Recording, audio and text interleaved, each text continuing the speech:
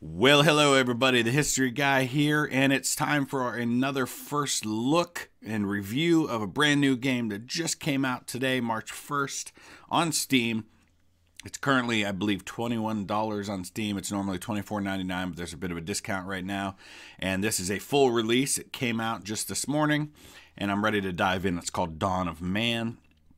And it's basically a city builder type game, but also spans 10,000 years of history from the Stone Age, I believe, up to the Iron Age. So I have not played the game at all. It just came out this morning, and so I've just installed it. And we're going to play the tutorial. All right, so it looks like we've got our Stone Age folks here. In the game, you control a band of ancient humans striving for survival. This tutorial helps explain the basics. All right, let's do it. So usual controls, W, A, S, and D, etc., etc. Q and E to rotate. All right, completed. All right. Oh, they talk. People need a constant supply of food to stay alive. One of the more predictable sources of food is fish from rivers and lakes. All right, so we just go to the river, click on fish. Boy, that could not be easier. Go fish, people. In general, you can assign tasks to your people by selecting objects. Awesome. So instead of having to select the people, you just select the objects. So sticks and flint. All right, flint for fire. Sticks for the same purposes, I guess. Let's speed things along here. Some of these folks are just kind of hanging out. Hey, they even have names. There's Gurgle. He's a boy. And we've got health, nutrition, hydration, temperature, stamina, rest. All right, it's a good way to micromanage them. Yes, I agree. You don't have to do all the little things. Work areas are a way to give general commands to your settlement that people will perform continuously. All right. Place a fish work area.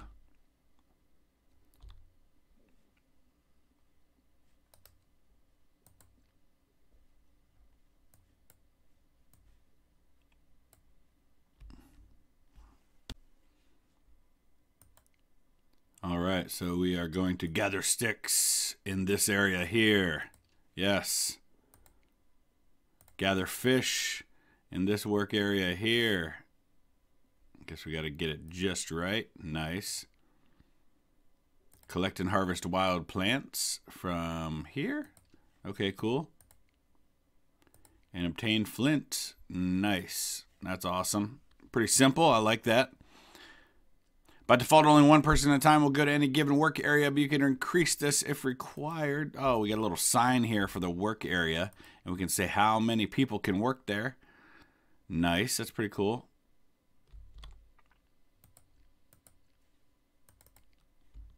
And go.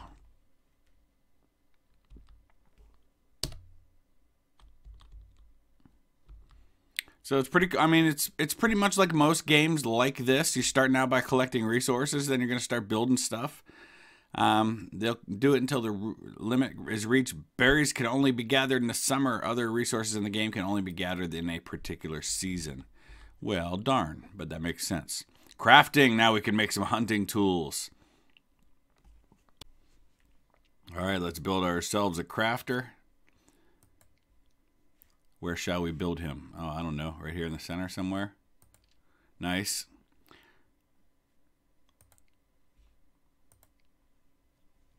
Get that bad boy built.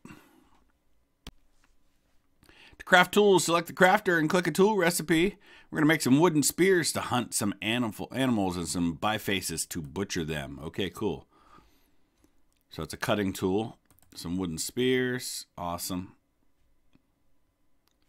We can make some skins outfits when we do that. All right, cool.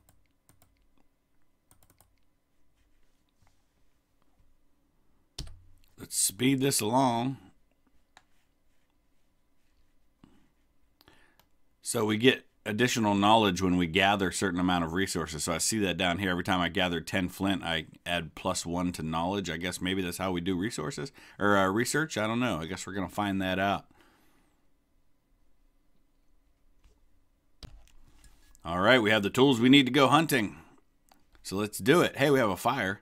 Hunting was a tricky business in the Stone Age. Killing a large animal with sticks and stones was no easy feat. Use primal vision to find easy prey, highlighted in green, to avoid large animals and carnivores until you have the right tools and manpower.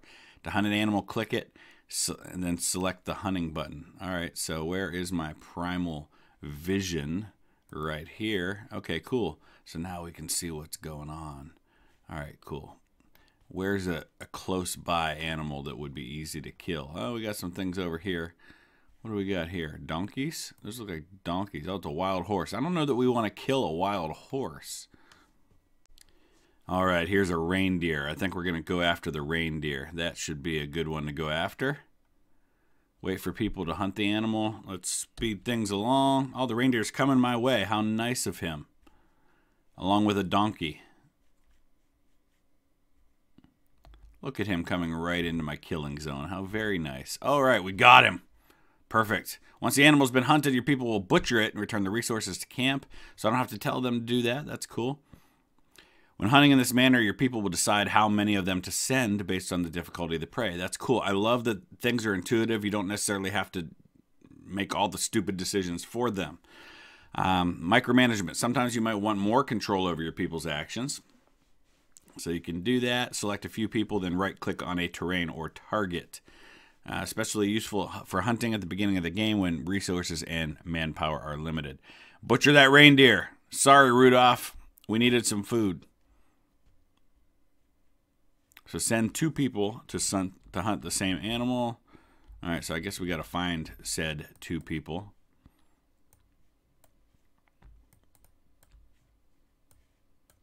All right, we selected a child too, but I'm not entirely sure that's necessary. All right, let's go back to where these animals were. I guess we're going to need primal vision again, huh? No, we can't. It won't let me do it. Okay. All right, here we go. We got some reindeer passing through. So we just right-click on that bad boy. Go on, go get him. One of the resources you obtain from animals are raw skins. They are used to craft clothing and build structures, among other things. Good. Raw skins cannot be used directly. You need to have them dry first. So we need to build some skin dryers. All right, let's do that then, shall we? Let's get one of those bad boys going right here while they're off hunting. So pretty cool so far. I'm liking it. It's a different take on the whole city builder, Age of Empires type thing because we're in a different era. So what I'm especially interested to see is how research works and how you can learn new things. So I'm curious to know what that's going to look like. You can see them placing the skins on, so that's pretty awesome. I'm digging it so far. I'm liking the game. I'm curious to see how things like combat are going to work. I'm assuming there will be combat at some point. We're just waiting to dry these skins now. Always keep a stock of dry skins as they are fundamental building and crafting material in early eras. Okay, cool. In-game, you earn knowledge points when doing certain actions, hunting new animals, gathering new resources, reaching certain population levels, etc. You can then use them to research new techs. There we go. I was just talking about this. So let's hopefully take a look at research now. Food drying tech unlocks the food dryer, which allows you to process raw meat and raw fish into cured meat and dry fish. These last for a lot longer and can be stored for the winter in a safe place. Sounds like an important thing to do. All right, so we're going to open up the tech menu here. Very cool. So we're in different eras. Paleolithic, Mesolithic, Neolithic, Copper Age, Bronze Age, and Iron Age. So we're going to unlock food drying. What else do we have here? Bone tools. Nice. Composite tools. We've got sling making, dog domestication, tanning, and spirituality. So we can make a totem. Eventually we'll probably develop actual religions, I suppose.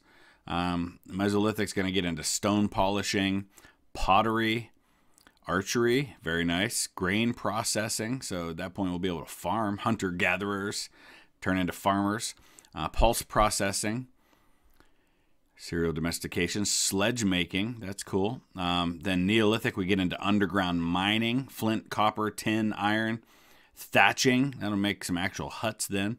Well digging, very cool. Fortifications, all right, so we're getting into warrior type stuff now.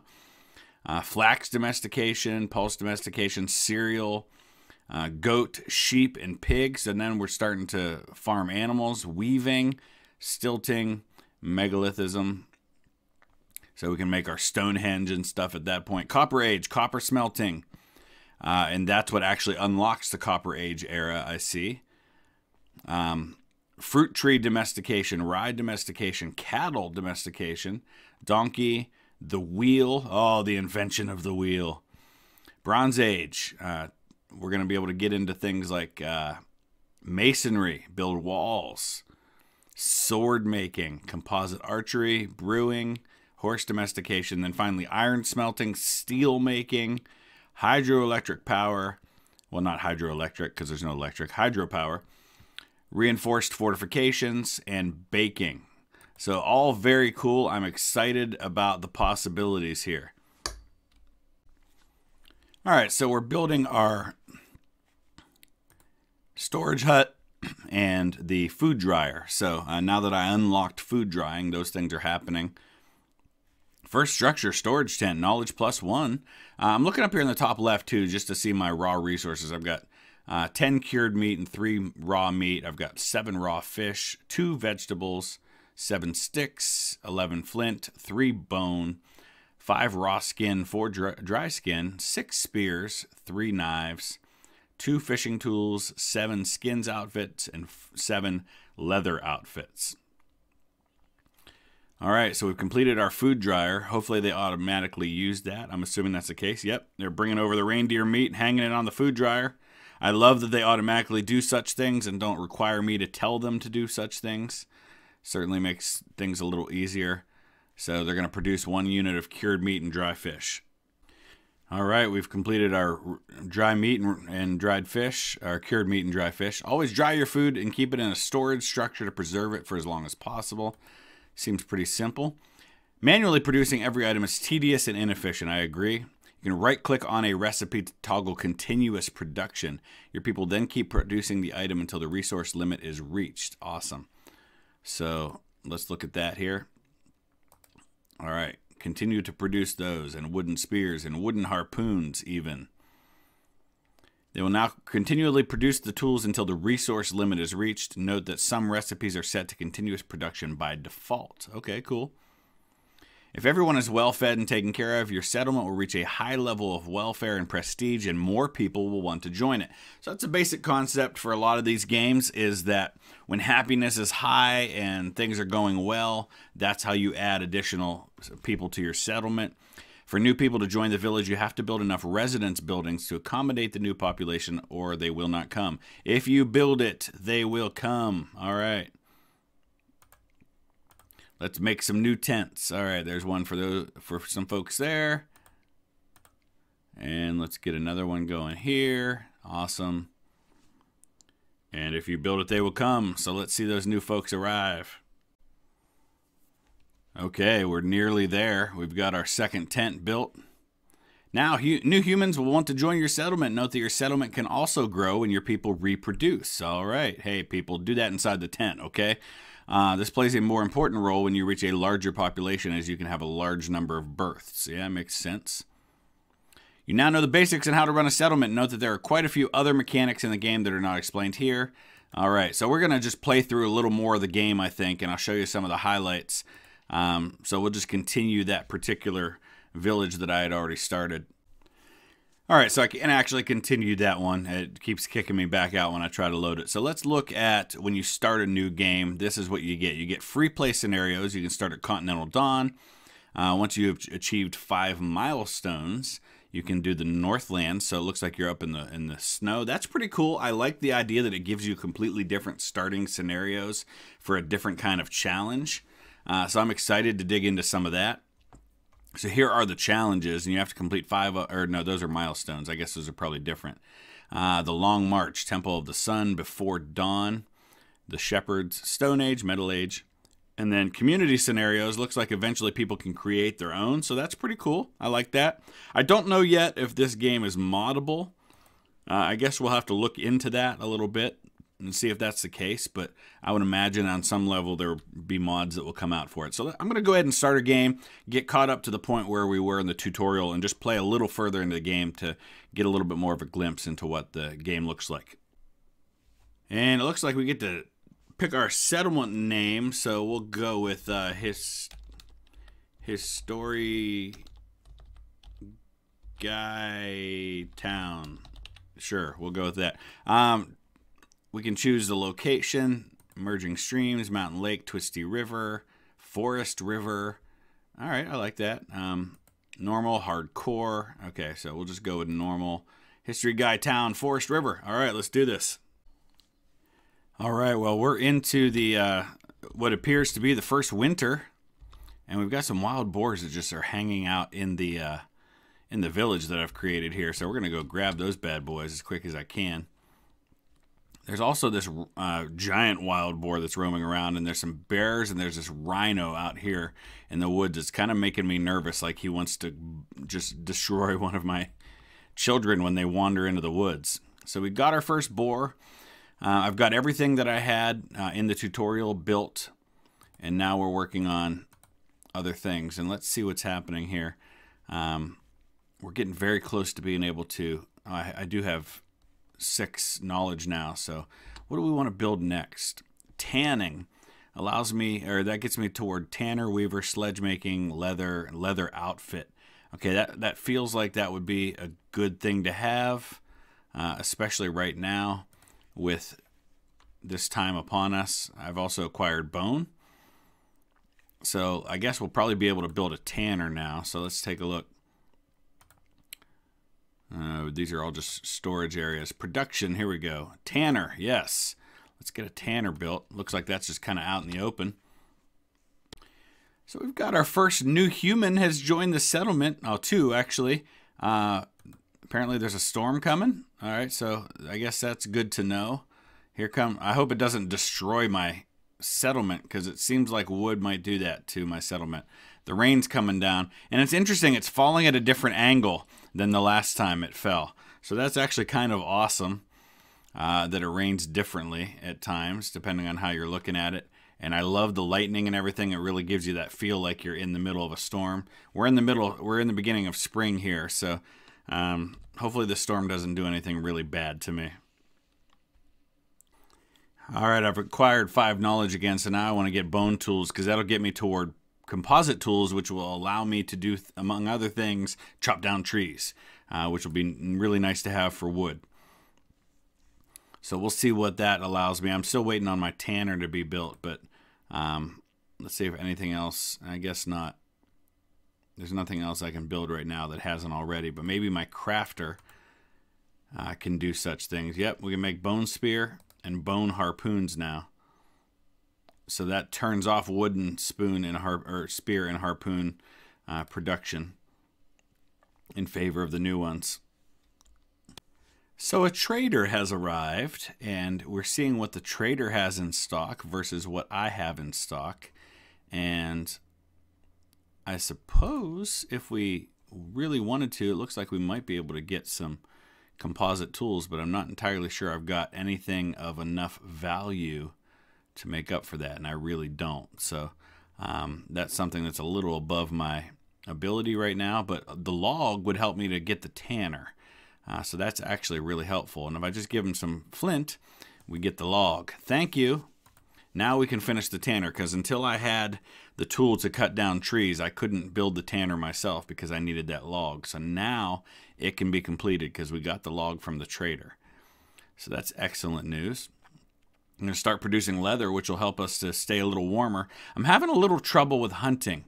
Animals aren't getting close enough, and the ones that are often escaping before I can kill them. But it looks like I did finally nab something. So knowledge is going to become a little bit harder to come by, because I've done a lot of the first things.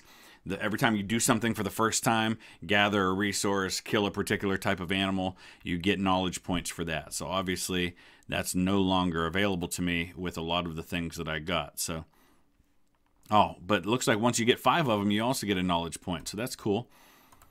I'm going to gather up some of these berries over here. Let the kids do that. Seems like a kid thing.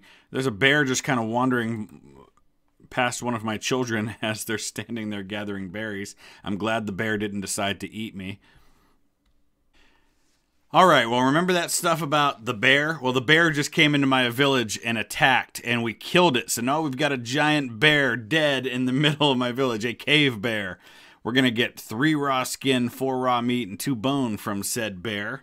And that gave me 2 knowledge. So that's actually good. And another thing I want to point out, I love how the leaves all turn brown, which makes it really easy to tell that it's fall now. It doesn't appear that any of my people were killed. I have still 9 population, capacity of 15. 9's what I had before. So thankfully no one died in the vicious bear attack that just fell upon my village. So what we're going to do now is we're going to look at what we want to unlock next, which is Composite Tools. And so that gives me some new things that I can do. Let's take a look at Crafter. We can now get a flint pick, which is going to allow me to do some basic mining, I suppose. We also can get a flint axe and a flint spear. And what I love about this is that it automatically, it appears, well, maybe not. We're going to stop making the bone spear in favor of the flint spear. And then eventually we can get a flint sickle, a flint knife, but we have to unlock some more resources or research for that first. All right, so the bear is dead, but we can continue on. And for the first time, we're going to cut down some trees because now we have the tools necessary to do that. So I've queued up a couple trees to be knocked down. There's a bunch of logs that we're going to be able to get, as well as a lot of sticks. So that's going to obviously free up some new resources for me as well. We're almost into winter. The trader has once again arrived. Somebody's unhappy, and let's see why. Nutrition is a problem, and that has brought her morale down. So I don't know why she's not getting enough food, because it seems like I've got well, I'm down to just 4 cured meat now. So I guess we need to get on the hunting a little more. All right, I've used enough knowledge now to unlock spirituality. I can build a totem or a skull pull. We don't have any dead yet, so I guess I don't need to erect something in memory of the dead, but a totem, yes, let's do that.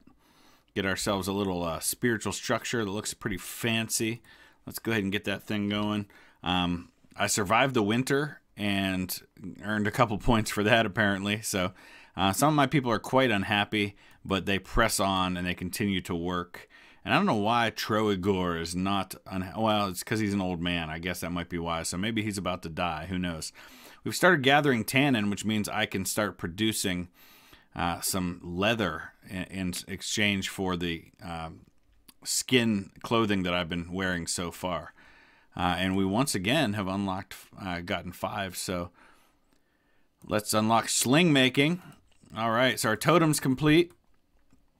And now we've got a new structure we can build here. Let's start making some slings. And we're going to make some leather outfits as well. So we're going to continue producing all of those items until we max out. We're getting pretty close to being able to level up to the next era of things. And look, for the first time, we're also mining. We've got ourselves our little pickaxe going there, so now we can mine the stone from the side of the ledge here, and not just have to pick it up where it lies around. Oh, we've got a wolf attack. That's not good. Who did the wolf attack? It doesn't appear the wolf attacked anyone. We're going to go after this wolf before it has a chance to kill anybody. We're going to get everybody on this wolf. The wolf's in the water, so I can't right now. All right, yeah, go get that wolf. Yes, yes, kill it. Kill it before it kills you. Oh, jeez. No, no, no, no, no. Don't let the wolf kill anybody. All right. So an old woman was injured by the wolf, but we managed to slay it before it could kill anyone. Dare we go after a woolly mammoth? There's a whole flock of them right here. Boy, I would think that would be a lot of available resources. I'm hoping the other woolly mammoths will not come after me if I try to kill one. So I guess we're going to find out, because this would be really bad if I try to kill one woolly mammoth and the whole herd goes after me. Okay. I think we need more than one person trying to kill the woolly mammoth. Just a hunch. Probably should have sent everybody after this guy, because I think that this one person is not going to get it done. Oh, I guess we have 2 over there. 3. Okay, cool. Nice! Killed a woolly mammoth. We're going to get 9 raw skin, 14 meat, and 4 bone from him. That is awesome. We also got enough knowledge to unlock the very last of the Paleolithic things we need for knowledge. Looks like we need pottery for the Mesolithic era, so we're going to have to gather 15 knowledge to get there. Dog domestication has been unlocked, so I'm going to skip ahead into the next era just to look at a little bit of that, and then I think that'll be probably enough for this first look at the game. Oh man, for the first time we have a death. Tregor has died of old age. Well, that's very sad, and it looks like somebody's worshiping over here at the totem, so that's kind of cool. We're going to go ahead and build ourselves a skull pole in honor of Tregor, who died.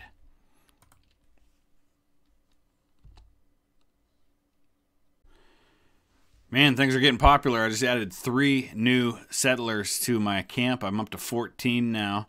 We're getting into fall, and things are going pretty well. I'm just trying to get that knowledge up. We're up to 4 now, and we'll get it up to 15 and then move on to the next era. I've added a few additional tools here and there. We've got a mammoth attack, and that's because I told my guys to go hunt another mammoth, because those are great resources. I'm a little low on fish, though, so I feel like I'm going to have to get some more fish at some point. All right, that mammoth killed somebody. Oh, my gosh. Not cool. We did kill the mammoth, but I lost someone in the process, so we're going to have to get a little better at killing the mammoths. I wondered how the dog domestication thing would work. Apparently, they just do it on their own, because we suddenly have pets. There's at least 3 dogs roaming around the town now. And so that's kind of cool, just to see that they've domesticated dogs without really me doing anything to tell them to do it. For the first time, I have a new human born. We've had our first child born in the village, so that's pretty cool. I've got a decent amount of every resource at the moment. I'm starting to get the handle of that a little bit. Fish was exhausted in this area, so I've had to go out a little further to do my fishing. Flint is almost non-existent anywhere near my camp now. And I want to show you one other thing. Over here in the top right or on the top left, you can press these little pluses, and they allow you to get different charts and information, things like that. This is my food chart that I've been keeping an eye on right here. Here's your, I've already got that one, so I can actually close that. You can look at things like animals and how many you have of each type of animal. So you can kind of customize these charts for whatever it is that you want at any given time. And so I thought that was pretty cool that you can do that. So we're just waiting to get the last 7 knowledge to get up to 15 so I can advance to the next era, look at a few of those things before we wrap this up. Just like that, we got there, and the reason why is because I had 4 new people added to the village, and every time a new person comes, it gives you 1 point of knowledge. I also unlocked a couple of other milestones, so that got me the requisite 15. So now we've got pottery, which means we can dig a well.